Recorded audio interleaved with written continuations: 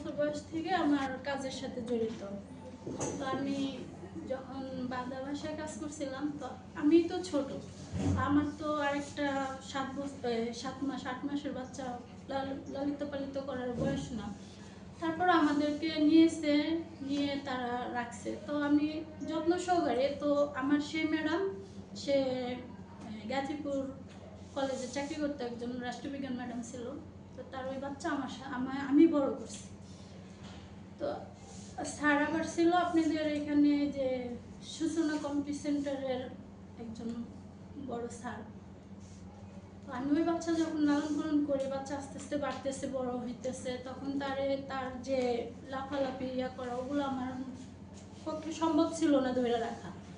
তো এই সময় স্যারের কারোর সাথে হয়তো খুব একটা মানে ঝামেলা জড়িত ছিল, তো কথা বলতেছিল। ওই সময় আমি বাচ্চাটা সামলাইতেছি, তো বাচ্চাটা আমার কাছ থেকে মানে চারি মেয়েরা পড়ে গেছে, মানে পড়ে না, আমি ধরে ফেলছি, ড্রেসিং টেবিল ছিল তার সাথে বাড়ি গেছে। তো ওই ক্ষেত্রে আমার স্যার আমি ভালোবাসতো, আমারে খারাপ জানতো না। তো আমার সে যে এরকমভাবে মারলো, মানে আমার একটু মনে আছে, প্রথমে একটা থাপ্পড় দিয়েছে। আমি বলছি যে স্যার, আমি মামা বলতাম, তো বলছি মামা আমার খেয়াল নাই। আমি তারপর আবার এতটুকু খেয়াল আছে যে তার আবার ডিজিটাল লাইনের ওয়ার্কারগুলো ছিল। তো ওই মামা এসে, সাজন মামা, সে এসে আমার স্যার এলো, আর স্যারে বলতেছে যে স্যার রান মাইরেন না, হয়তো কিছু একটা হবে। তো একটুকু আমার মনে আছে, ফার্স্ট আমার একটা মারছে, আর দ্বিতীয়ত পরের বার মনে হচ্ছে যে সে আমার ছাড়াইছে। তার মাঝখানে কি হয়েছে ঘটনা আমার আর কিছু মনে নেই।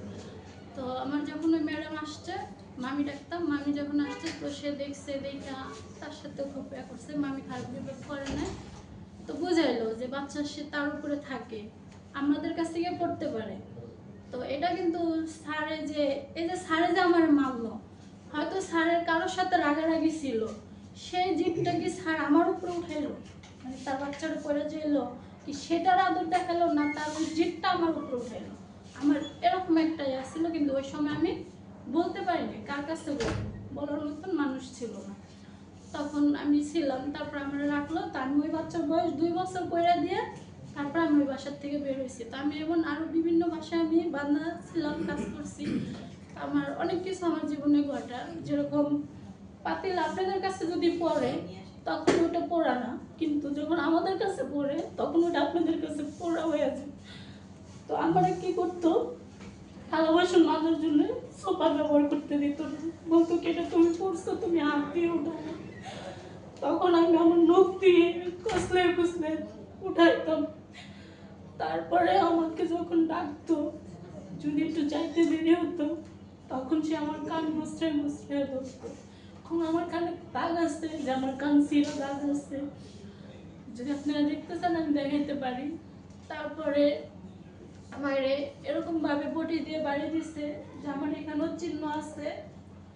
তো একবার বলছিল যে পেঁয়াজ কাটো, তো পেঁয়াজ কিন্তু অনেক রকমের কাটার স্টাইল, এখন স্টাইল জানি এখন কিভাবে কাটতে হয়, একটু বললে আমরা বুঝতে পারি স্বাভাবিকত। তো পেঁয়াজ আপনার কাটি, তখন কাটতে যায় আমার বললো কি যে একটু মোটাও হবে না, পাতলাও হবে না, ওইরকম সাইজে কাটো, ওইটা মুড়ি দিয়ে মাখায় খাওয়া হবে। তো আমি ওইভাবে কাটছি, প্রথমে আমি ভালো করে ওইভাবে কাটছি, হয় না। দ্বিতীয়বার আমাকে ওইটা বলছে, কিন্তু যখন প্রথম বললো হয় নাই, তারপরের বার যদি সে আমার বলতো যে বটিটা নিয়ে আসো, আমি একটু কেটে দেখাই দিই, তাহলে কিন্তু আমার হয়তো, আমি তো তখন ছোট, আমি তো অত বড় না যে আমার বুঝতে হবে। তখন আমার হয়নি দেখে সে আমার ওই ছিঁড়া কাণ্ডের ভিতরে আবারও মোচড় দিচ্ছে, রক্ত বেরোইছে। পরে বলছে বটি নিয়ে আসো, পরে বটি নিয়ে গেছি, পরে দেখাই দিছে, দেখছি, পরে কাটছি। তারপরের পাশে আসলো, তার কাছে ওগুলো করলাম। তো এটা ছিল আপনার মানে 2008 সালের ঘটনা। তখন আমার বাবা মা দিচ্ছে 100 টাকা বেতনে, আমি তখন কাজ করতাম। তো আমি এই নবোদয় হাউজিং এখানে কাজ করতাম। তো এখান থেকে আমার বাবা মার কাছ থেকে আমারে পালায়া নিয়ে আপনার এই সলিমুল্লাহ রোড এখানে নিয়ে আসছে। তখন আমার বাবা মা আমার ওই যে টিভিতে সিনেমাতে কিছু আপনারা দৃশ্য দেখেন মাঝে মাঝে, যে কাজের মেয়েদেরকে পালায় নিয়ে যায়, তখন খুঁজে খুঁজে বাবা করে। তা আমার ক্ষেত্রে ওইটা হয়েছে, আমার মা কি করছে, এই রাস্তা দিয়ে হাঁটতো, তার বোনের একবার একটা নির্দিষ্ট বাড়ি হয়েছে কৃষি মার্কেটে, তখন ওই বোনের বাড়িতে গেছে যে আমার মেয়েটা তো আপনার বোনের কাছে দিছে, এখন তো পাইতেছি না, তার ঠিকানা দেন। তো তার বোন আবার ছাদে নিয়ে যেত আমার মাকে, ছাদে নিয়ে বলতো কি ওই যে বিল্ডিং, ওই বিল্ডিংটা আপনি আমার আপা থাকে আপনি যা পাবেন। কেন সে একটু ঠিকানা দিয়ে দিত, লেখা ঠিকানা অনুযায়ী যেত। আমার মা ওই খুঁজতে খুঁজতে আমার নাম ধরে ডাকতে ডাকতে আমার নিয়ে পাইতো। তো ওইখান থেকেও পাইলো।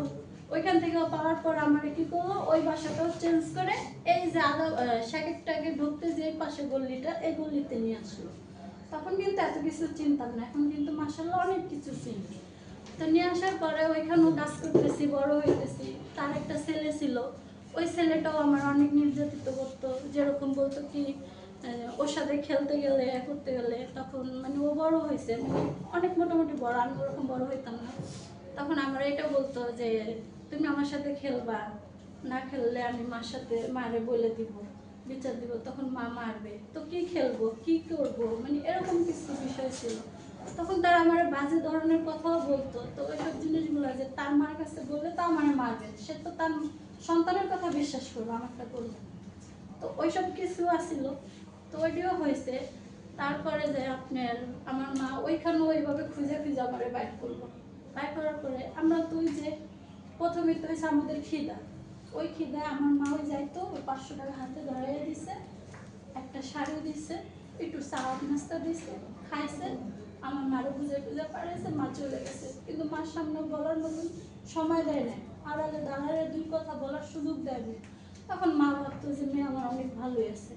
তা জামা কাপড় পরাইতো, ছেঁড়া কাপড় পরাইতো, একটা জামা বানায় দিছে, একটা জামা বানায় দিছে। ওই একটা জামাই তাদের যদি ভালো গেস্ট আসতো তাদের সামনে পরাতো, আর আমার মা বাবা যদি কেউ আসতো তাদের সামনে আমার পরাতো। আমি যখন বারান্দায় দাঁড়িয়ে থাকি তখন আমার মা ডাকতেছে আমার নাম ধরে, ফেরদৌসি ফেরদৌসি করে ডাকে। তখন বারান্দায় দিয়ে তাকিয়ে দেখতাম কি যে আমার মা, সবসময় বারান্দার অপেক্ষায় থাকতাম কখন মা আসে। তো ওইভাবে ডাইকে আমার মারে দেখতেছি। তারপরে মনে করেন নিজেই করে যে আমার মার বাসার পাশে আবার তার একটা বোন ছিল চাচাতো, তখন ওই বাসায় যাবে তারা বেড়াইতে। তখন বলছি, পায়ে দইরা বলছি যে খালামণি আমি আশা করবো, আমি শুধু একটু আমার ছোট ছোট বোনগুলার ভাইগুলার একটু দেখবো, আর আমি চলে আসবো, আমি আপনাদের বাসা ছাড়বো না।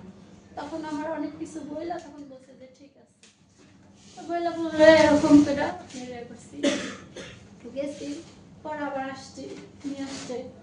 তা আসার পরে আবার এসে পরে এরকম মাথায় করার পরে একজনের এই একটা গ্লাস ভেঙে ফেলাইছি, ধুইতে যায় সাবানের পিছলায়। তখন তার হাতে বটি ছিল, বটি দিয়ে কাজ করে। তো ওই বটি দিয়ে সে আমার এরকম ভাবে বাড়ি মারছে যে আমার এই জায়গাটায় লাগছে। তো এই জায়গাটায় লাগছে, লাগার পরে সাথে সাথে রক্ত। তখন সে আমার রক্ত দেখে ওইটুকু আফসোস করলো না, বললো কি যে এত খায়, এত পরিমাণে খায় যে এত রক্ত পড়ছে যে একটু কাগাতে তার শরীরে রক্ত চচ্চড়ে পড়ে।